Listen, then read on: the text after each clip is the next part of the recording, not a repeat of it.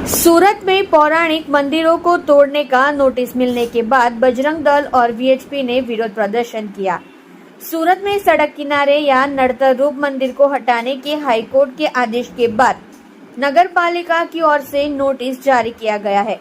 उस समय इस नोटिस के विरोध में बजरंग दल, विश्व हिंदू परिषद और स्थानीय लोग इकट्ठा हो गए थे। सूरत कलेक्टर ने याचिका दायर कर इस फैसले को वापस लेने का अनुरोध किया है। निर्णय वापस नहीं लेने पर उग्र आंदोलन की धमकी दी गई है। कलेक्टर कार्यालय के पटांगण में आवेदन पत्र देते समय रामधुन बुलाई गई थी। पौराणिक मंदिर, बजरंग दल से पहले हटाए कब्रें।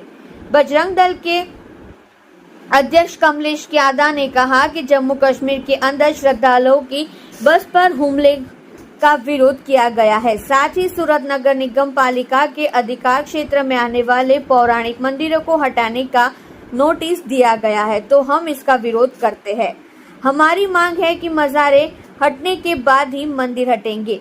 मंदिर के ट्रस्टियों को भी बुलाया गया है। अगली बार हम जल्द ही प्रोग्राम देंगे। सरकार कोई भी हो, हम सदैव हिंदुओं के साथ है।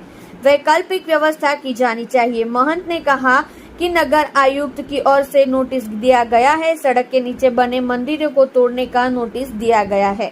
मंदिर तोड़ने की बजाय कोई वैकल्पिक व्यवस्था की जानी चाहिए।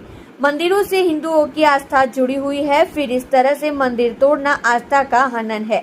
सरकार हिंदू हितों की बात कर वोट मांगती है, दूसरी ओर इसमें मंदिर तोड़ने की बात कही गई है।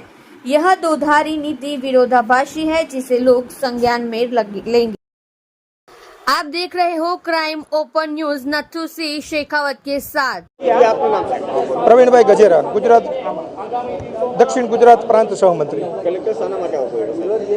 જે રીતે આખા સુરત શહેરની અંદર કોર્પોરેશન દ્વારા જે મંદિરોને તોડવાની જે નોટિસો આપવામાં આવી રહી છે, એ કાયદેસર જ્યારે મસ્જિદો એના પ્રમાણમાં એટલી જ હોવા છતાં મસ્જિદોને એક પણ નોટિસો નહીં આપી અને જે હિન્દુ સંસ્કૃતિના આધાર સિંચન કરતી, જે સંસ્કૃતિના પાયા સમાન સંસ્કાર આપતી જે મંદિરો છે, એ મંદિરોને જે તોડવાની વાત આવે છે ત્યારે હિન્દુ સમાજ એકદમ આક્રોશ થઈ અને કલેક્ટરશ્રીને રજૂઆત કરવામાં આવે છે કે ભાઈ તમે જે મંદિરોને નોટિસો આપી છે એ પરત ખેંચો, અને એક પણ મંદિરો તૂટશે તો આખો હિન્દુ સમાજ છે એ રોડ પર આવશે અને એમનો જે જવાબ જે ભાષામાં આપવા પડશે એ ભાષામાં અમે જવાબ આપવા માટે હિન્દુ સમાજ તૈયાર છે।